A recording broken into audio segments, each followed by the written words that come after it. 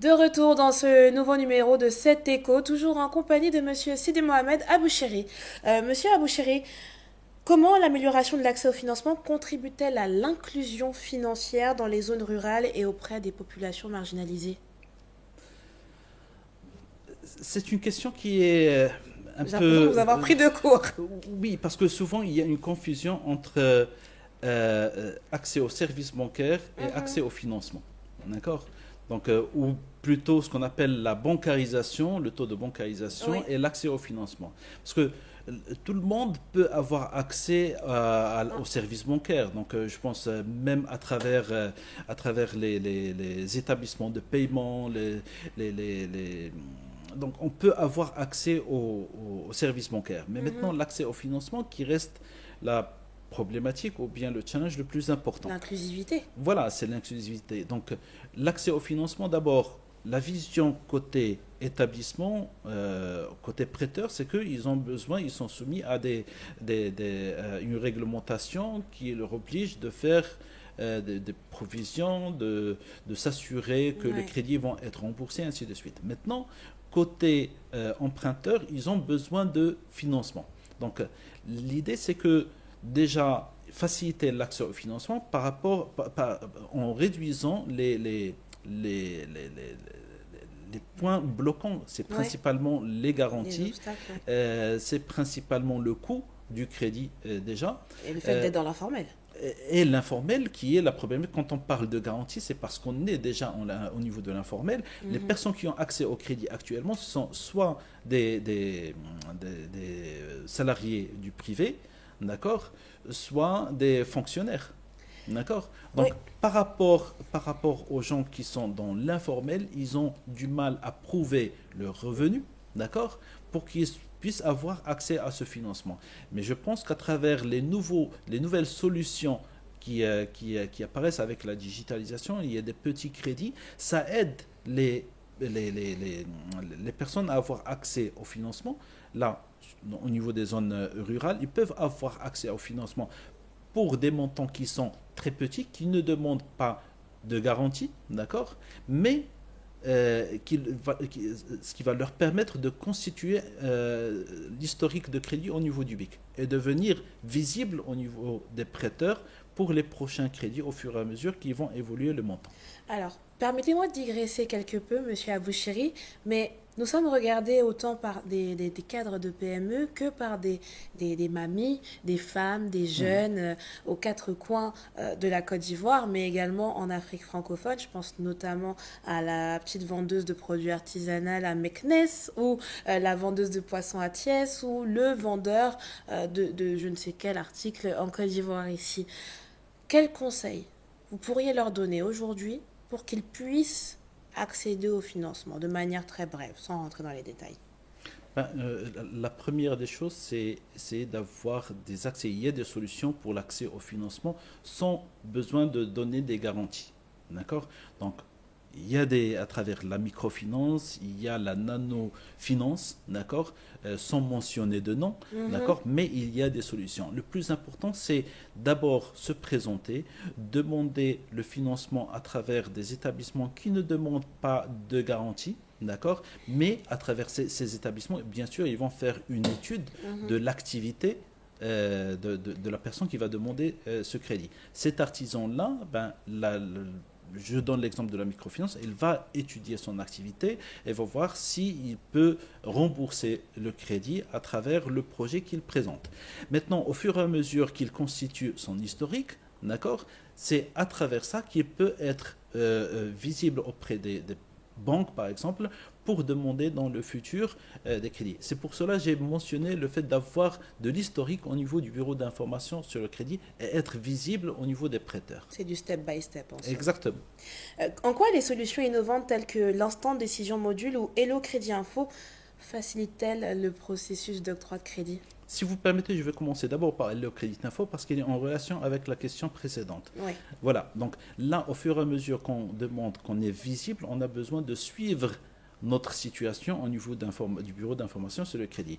Et c'est dans ce sens-là que Crédit Info a lancé ce service Hello Crédit Info qui vous permet à distance, à travers un numéro WhatsApp, on peut envoyer, on peut échanger, on peut avoir accès à notre rapport de solvabilité pour connaître notre situation. Donc la situation, c'est-à-dire le rapport de solvabilité, notre score, quelles sont les informations accessibles aux banques ou bien à la microfinance quand on va demander ce crédit. Parfois, il y a des informations qui ne sont pas correctes et ça vous permet de corriger ces informations et protéger vos droits. D'accord. Donc, l'idée, c'est de faciliter l'accès aux finances, l'accès à cette solution, au rapport de solvabilité. D'accord. Et aussi de vous protéger quand il y a des informations qui ne sont pas correctes déclarées par les établissements. Vous avez évoqué WhatsApp, un réseau social que nous connaissons tous aujourd'hui. C'était un choix voulu pour pouvoir se rapprocher des populations, de passer par de tels canaux. Exactement, parce que au niveau du groupe Crédit Info, on a différentes solutions. On a une application mobile, d'accord. Même au niveau de la zone UEMOA, on a développé l'application mobile. Mais on a trouvé qu'à travers WhatsApp, c'est plus accessible. Parce que tout le monde a un numéro WhatsApp. Exactement. L'idée, c'est de faciliter l'accès à ce service pour l'ensemble de la population qui souhaite avoir accès à ces informations. D'accord. Donc, mais aussi, il y a l'application mobile qui va être lancée incessamment et qui va permettre aussi à ceux qui souhaitent utiliser ce canal de l'exploiter.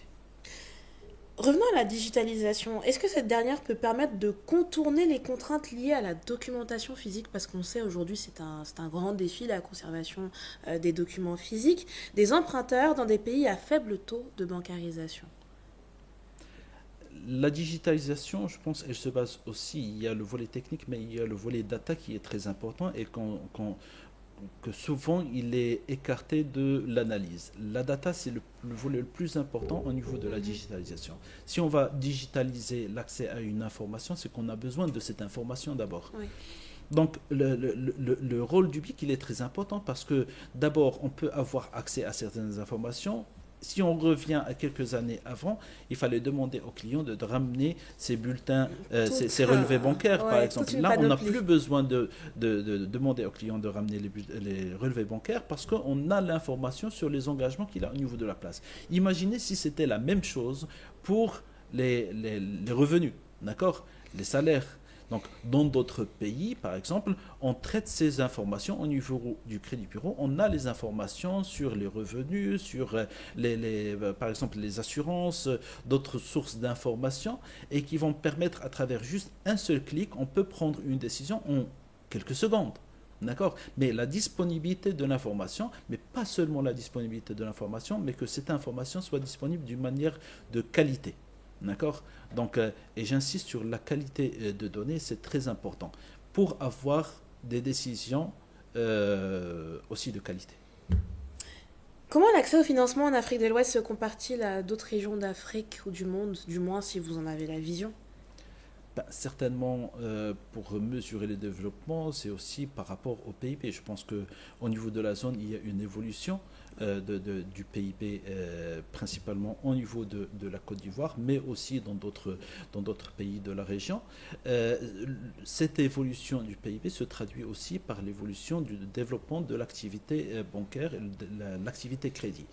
On est bien positionné pour dire, est-ce qu'il y a une évolution? Oui, il y a une évolution parce qu'on le voit à travers les consultations, on le voit à travers le nombre de crédits accordés. Ce nombre ne cesse d'évoluer, d'accord. Il a connu un tassement durant la période de Covid, entre 2020 et 2021, mais il a repris avec une évolution à double digit, d'accord. Donc on voit qu'il y a une évolution, voilà. Pour les francophones. Donc une évolution à double chiffre depuis 2021. On voit qu'il y a une évolution de l'octroi de crédit, mais et là c'est le plus important, on voit la part des new to finance ou bien les nouveaux les personnes qui ont accès au financement pour la première fois, leur part ne cesse d'augmenter. Donc là, ça nous permet de dire que oui, le mécanisme ou bien le processus qui était imaginé au début pour faciliter l'accès au financement, il fonctionne. certainement, on souhaite que cette évolution soit beaucoup plus importante, mais on y travaille de notre côté, mais aussi il y a les autres intervenants au niveau du marché pour faciliter l'accès au financement. Alors, les intervenants, ça tombe bien que vous en parlez parce que j'y arrivais. Quels partenariats stratégiques, locaux ou internationaux, sont nécessaires pour renforcer davantage l'écosystème financier dans cette région? Par rapport aux partenariats, je pense qu'il y a des partenariats au niveau local, Oui. d'accord?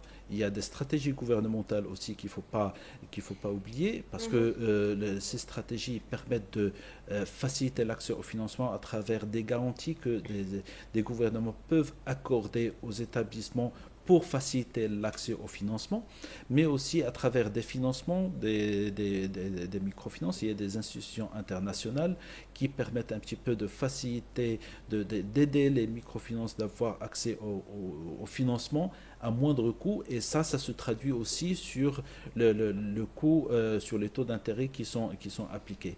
Mais aussi à travers le rôle que le Bureau d'information sur le crédit peut jouer en facilitant l'accès au financement, en facilitant l'accès à l'information d'abord.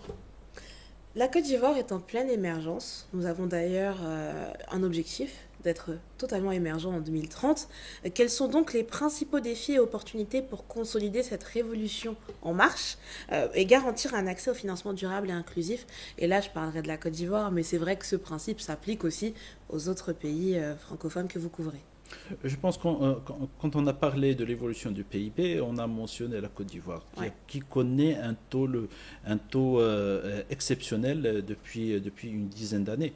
Euh, euh, je pense que le développement de l'activité et l'objectif de 2030 peut être réalisé aussi à travers le secteur privé. Je pense que le rôle du secteur privé, il est primordial parce Mhm. que c'est le secteur privé qui est le premier employeur et c'est pas le gouvernement qui est le premier employeur, c'est le secteur privé Ouais. qui doit être de plus en plus structuré, d'accord? Et tout cela, c'est en relation aussi avec le finance, parce que si on a les TPE et les PME qui sont structurés, on a des gens qui peuvent prouver leurs revenus et qui vont avoir automatiquement une facilité d'avoir accès au financement. Et c'est le